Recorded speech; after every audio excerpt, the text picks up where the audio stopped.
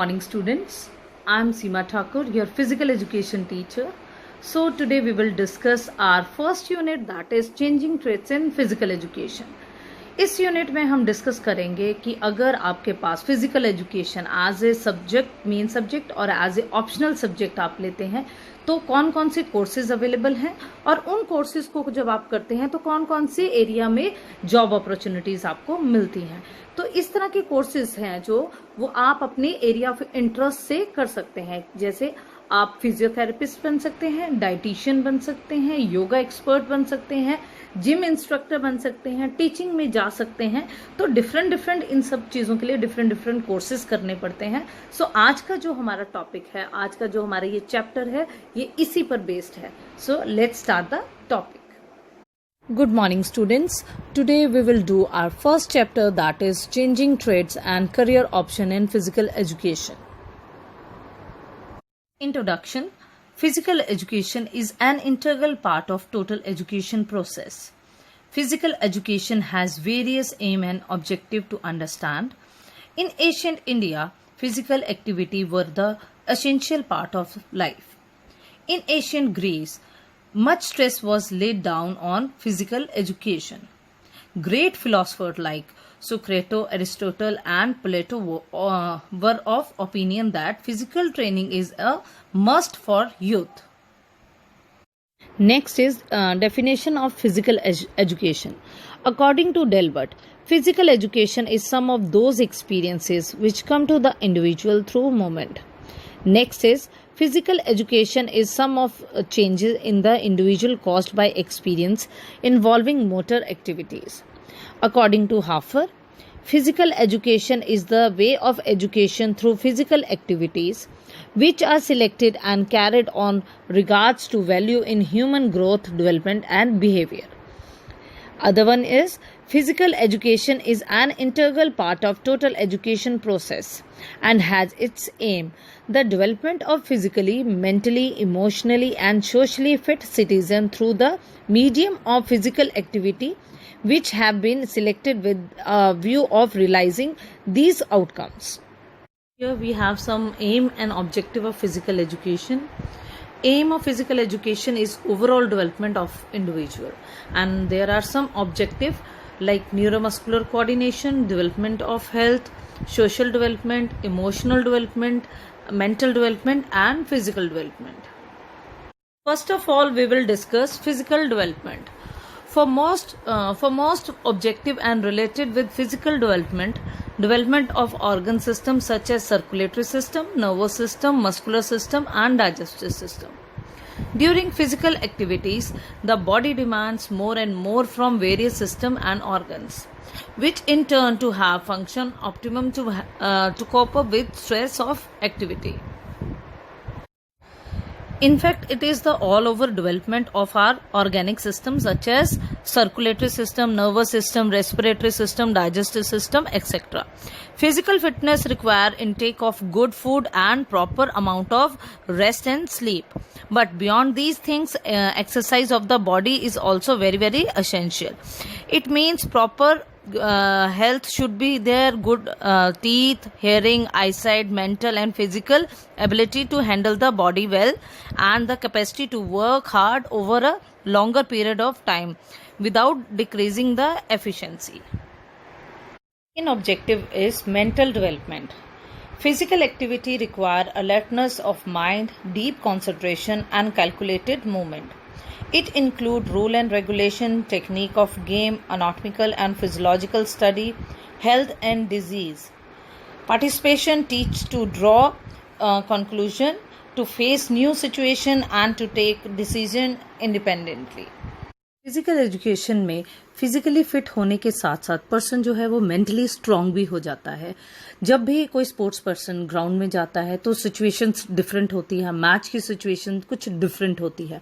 इस तरह की जब डिफरेंट सिचुएशंस को वो डेली फेस करता है तो इससे पर्सन जो होता है स्पोर्ट्स पर्सन वो मेंटली अलर्ट हो जाता है, उसके अंदर डिसीजन मेकिंग आ जाती है, उसको पता लग जाता है कि मैंने किस सिचुएशन में किस तरह के टैक्टिक्स यूज करने हैं, किस सिचुएशन को मैंने किस तरह से हैंडल करना है, अपनी टीम के साथ मैंने किस किस तरह से बिहेव करना है। तो ये सारी जो ट्रेनिंग है वो थ्रू स्पोर्ट्स ही पर्सन में होती है, जिससे कि person physically as well as mentally strong हो जाता है। Our third objective is social development. Physical education provide ample opportunity to its participants to interact with individual and group. This give wholesome experience to learn social norms, individual social qualities and social habits.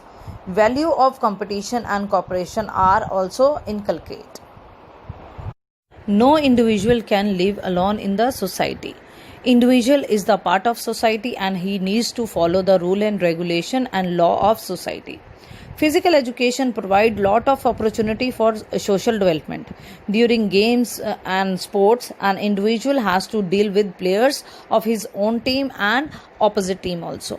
He has to follow rule and regulation of the games and instruction given by the coach, captain and referee.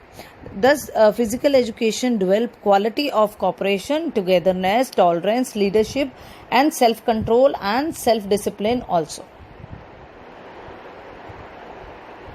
Next is neuromuscular coordination. Concerned with better coordination between nervous system and muscular system. Good neuromuscular coordination help to keep off fatigue during vigorous activity, improve working with various equipments and tools, also known as psychomotor development or coordination development. Neuromuscular coordination means to coordinate of brain and muscle. The development of neuromuscular skill help in developing the ability to do various activities like running, jumping, throwing, etc. It help in developing quick reflex action and lead to efficient and graceful movement with little expenditure of energy. Physical education or maybe activity improve our neuromuscular coordination. Emotional development. Physical education aim at emotionally stability, which help in facing any type of situation. Competitions are an indispensable part and are characterized by success and failure. Physical education teach to accept success and failure gracefully, which are also helpful throughout lifetime. Every individual has emotions like courage, truthfulness, unselfishness, loyalty, cooperation, strength to face defeat and victory, and sportsmanship, etc. Control on these emotions in a normal condition and under pressure is very, very important. Physical education provide opportunity to develop these emotions and teach proper control over these emotions. Emotional development में से हमारा मतलब उन condition से है, उन situation से है जिसमें स्पोर्ट्स पर्सन बड़ी बार ऐसा होता है कि मैच हारने के बाद अपना मन छोड़ देता है या उसका मोराल बिल्कुल डाउन हो जाता है और वो रोना स्टार्ट कर देता है कि नेक्स्ट टाइम मैं ग्राउंड में आऊँगा ही नहीं या फिर मैं स्पोर्ट्स ही छोड़ दूंगा। तो फिजिकल एजुकेशन एंड स्पोर्ट्स जो है पर्सन को इतना मेंटली स्ट्रांग कर देते हैं, इतना इमोशनली स्ट्रांग कर देते हैं और इमोशनली बैलेंस्ड कर देते हैं कि पर्सन को विक्ट्री एंड डिफीट में ज़्यादा फर्क नहीं पड़ता। नेक्स्ट टाइम वो अपने आप को और स्ट्रांग करके अपने इमोशंस को इतना कंट्रोल करता है कि अपने आप को और स्ट्रांग करके दोबारा से ग्राउंड में आता है, उसमें जो भी कमियां थी उनको ओवरकम करके एक तरह से विनर होके वापस जाता है। Career and courses available in physical education. Teaching career in physical education: elementary school, middle school, high school, senior secondary school, college and university. For choosing teaching as a profession, one must be very well qualified with certificate, bachelor, master degree or diploma in physical education from a recognized university. अगर आप teaching में जाना चाहते हैं तो आपके पास diploma, degree, master degree physical education में होनी बहुत ज़रूरी है। तभी आप किसी भी स्कूल में एज ए डीपी और एज ए पीटीआई और प्रोफेसर लग सकते हैं। इसमें सबसे पहली बात आती है CPEd. CPEd means certificate course in physical education. ये आफ्टर +2 आप ये कोर्स कर सकते हैं। नेक्स्ट है BPEd means bachelor degree in physical education.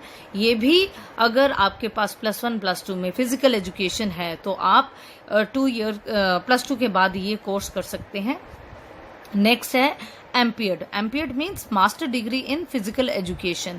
ये कोर्स जो है आप बीपीएड के बाद भी कर सकते हैं और सिंपली बीए के बाद भी कर सकते हैं। बट द थिंग इज आपके पास ग्रेजुएशन में बीए में और बीपीएड में फिजिकल एजुकेशन होना कंपल्सरी है। Then MPhil in physical education, it means master of philosophy in physical education. ये मास्टर डिग्री के बाद आप कर सकते हैं। Diploma DPEd means diploma course in physical education. Then PhD आप कर सकते हैं मास्टर डिग्री एमफिल के बाद। तो इस तरह के जो कोर्सेज हैं इन पे डिपेंड करता है कि आप स्कूल में, कॉलेज में, सीनियर सेकेंडरी स्कूल में या यूनिवर्सिटी में आप टीचिंग में किसी भी उसमें जा सकते हैं। ये डिपेंड करता है कि आपके पास किस तरह के कोर्सेज हैं। सीपीएड है, डीपीएड है तो आप स्कूल में जॉब करेंगे, एमपीएड है तब भी स्कूल में, एमफिल है तो आप कॉलेज में जा सकते हैं। यूनिवर्सिटी में आप अगर आपने पीएचडी की है तो कॉलेज एंड यूनिवर्सिटी में आप एज ए प्रोफेसर जा सकते हैं। Next is coaching career in physical education. Career as a coach in middle school, high school, senior secondary school, college and university. State Sports Department and Sports Authority of India, that is called SAI, coaching the professional teams, commercial sports club, public sectors, then coaching in a non-school setting like sports academies. Coaching career is also a very traditional career in physical education. There are lots of job opportunities which are provided by the Sports Authority of India, government organizations and National Institute of Sports, that is called NIS, for university, school, college, etc. Coaches must be responsible enough to conduct practice session and matches. Suppose you are very good in sports, किसी भी game में आप बहुत ज़्यादा अच्छे हैं और आपने as a subject physical education अपने ग्रेजुएशन में रखा है, तो आप ऐसे में एनआईएस कर सकते हैं उस पर्टिकुलर गेम से related.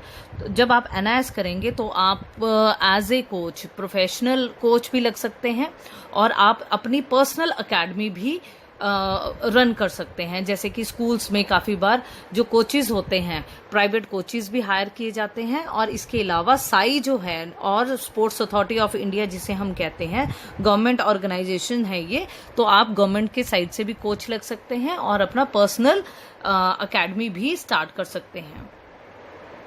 Next is health related career in physical education. Health related career means health and weight control clubs like playing facility like squash, tennis, swimming, etc. Sauna, steam room, massage, etc. Diet and nutrition advice. Other is athletic training, prevention of sports injury and rehabilitation of injured athlete. आज का जो lifestyle है वो change हो गया है, बहुत ही fast और बिजी हो गया है, जिसकी वजह से पर्सन के पास प्रॉपर हेल्दी न्यूट्रिशन फूड खाने का टाइम नहीं है, वर्क करने का टाइम नहीं है, वर्कआउट करने का टाइम नहीं है, वॉक करने का टाइम नहीं है, योगा करने का टाइम नहीं है। तो ऐसे में हर पर्सन जो है हेल्दी तो रहना चाहता है, मेंटली रिलैक्स भी रहना चाहता है, बट वो दूसरों पे डिपेंडेंट हो गया है। तो ऐसे में अगर आपके पास physical education as a career आप लोगों ने ऑप्ट किया है तो आप डाइटिशियन बन सकते हैं, योगा इंस्ट्रक्टर बन सकते हैं या जिम इंस्ट्रक्टर भी बन सकते हैं। इसके कुछ एक कोर्सेज हैं जो कि आपको डिप्लोमा कोर्सेज करके आप अपना करियर इससे बना सकते हैं। जैसे कि डाइटिशियन के लिए पर्सन जो है आजकल ओबेसिटी, हाइपरटेंशन, डायबिटीज़ की इतनी ज़्यादा प्रॉब्लम है, अगर आप डाइटिशियन है तो आप एक डाइट प्लान बना के अपने पेशेंट को दे सकते हैं जिससे कि वो अपनी लाइफ जो है हेल्दी लाइफ जी सकता है। इसके अलावा अगर आप योगा इंस्ट्रक्टर हैं तो योगा के थ्रू भी आप अच्छा पैसा अर्न कर सकते हैं। सेम वे जिम का आजकल कल्चर बहुत ज़्यादा चल पड़ा है, हर पर्सन जिम में जाना पसंद करता है, सोना बाथ, जुम्बा या किसी भी तरह का भंगड़ा या वर्कआउट करना पसंद करता है। तो इस तरह के करियर ऑप्शन के लिए फिजिकल एजुकेशन बेस्ट है। इसके अलावा अगर आपके पास मेडिकल बैकग्राउंड से हैं, +1 +2 में आपके पास मेडिकल था, तो आपने as a physical education optional subject रखा, लेकिन आप MBBS नहीं करना चाहते, आप फिजियोथेरेपिस्ट बन सकते हैं। फिजियोथेरेपिस्ट के लिए कोर्सेज होते हैं, वो आपको करने पड़ते हैं। इससे क्या है कि आजकल तो जो डिमांड है वो फिजियोथेरेपिस्ट की बहुत ज़्यादा है, क्योंकि इतनी ज़्यादा प्रॉब्लम्स आ रही हैं, जिसकी वजह से स्पोर्ट्स में ले लीजिए चाहे नॉर्मल लाइफ में ले लीजिए, अगर आप स्पोर्ट्स के साथ अटैच होना चाहते हैं, अच्छा फिजियोथेरेपिस्ट का कोर्स करके आप टीम्स के साथ भी एज ए जैसे कोच जाता है वैसे आप एज ए फिजियोथेरेपिस्ट भी जा सकते हैं। इसके अलावा आप अपना फिजियोथेरेपी सेंटर भी चला सकते हैं, जिससे कि आप रिहेबिलिटेशन कर सकें इंजर्ड पर्सन्स का। Performance related career in physical education. Number 1 as a player and number 2 as a official. Suppose you opt a physical education as a player. If you are a very good player, then you can participate as a player in a professional sports. But if you want to go in a officiating side, then conduction of sports tournament, and you can become a referee, umpire, teamkeeper, lineman, recorder and scorer also. If you are a very good player, तो आप इसे as a career भी ले सकते हैं। जैसे कि आप लोगों ने देखा होगा आजकल IPL बहुत चल रहा है, या फिर कबड्डी प्रो लीग, तो इस तरह के जो टूर्नामेंट्स होते हैं इसमें बेसिकली क्या होता है, प्लेयर्स को मैच फीस मिलती है पर मैच खेलने की, तो आप इस तरह से एज ए करियर भी इसे ऑप्ट कर सकते हैं। इसके अलावा अगर आप बहुत अच्छे प्लेयर हैं तो आपको किसी भी डिपार्टमेंट में जैसे ओलंपिक्स में मेडल है, या कॉमनवेल्थ गेम्स में मेडल है, या फिर वर्ल्ड कप में आपके मेडल है, आप बहुत अच्छे लेवल पे खेले हैं, तो आपको पुलिस में, आर्मी में, बैंक में, या फिर इंडियन ऑयल्स में, किसी भी फील्ड में आपको इजीली जॉब मिल जाती है। इसके अलावा अगर आप एज ए ऑफिशियल जाना चाहते हैं तो एज ए ऑफिशियल के लिए भी कुछ एक कोर्सेज होते हैं, जैसे कि रेफरी का कोर्स करना पड़ता है आपको, टाइम कीपर का, रिकॉर्डर का, इनके आपको कोर्सेज करने पड़ते हैं। स्पोर्ट्स में अगर आपका बहुत ज़्यादा इंटरेस्ट है और आप स्पोर्ट्स से अलग नहीं होना चाहते, गेम्स में के साथ ही इन्वॉल्व होकर रहना चाहते हैं, तो आप इस तरह के करियर ऑप्शंस ऑप्ट कर सकते हैं, जिससे कि आप उस गेम से बने रहें। Communication media related career in physical education, like sports journalism, book writing, sports photography, book publishing, sports broadcasting. Newspapers and sports magazine need professional people of sports to perform journalism. Those physical educators who have the talent of writing are called sports journalists. A large number of sports channels like ESPN, Sports, Star Sports, etc. need good communicator for various sports events. So, sports person and sportsman with good speaking skill and having knowledge about the concerned game can opt for this as a career also. If you have an interest in writing, then a career option are also available in book writing in the field of physical education. A person have knowledge about sports biomechanics, sports psychology, sports medicine, etc. may write books. This field require interest as well as writing skill. Next is administration related career in physical education. Number 1, sports administration, like Department of Physical Education or sports department. Next is sports facilities management, management of gymnasium, fitness center, aquatic centers, etc. Management of stadium, sports complex, etc. Industrial recreation, MNC and national companies provide recreational and sports facility for employees. And last one is sports marketing and promotion. अगर career option की बात की जाए तो administration भी अपने आप में एक बहुत ही बढ़िया करियर ऑप्शन है, जिसे कि आप ऑप्ट कर सकते हैं।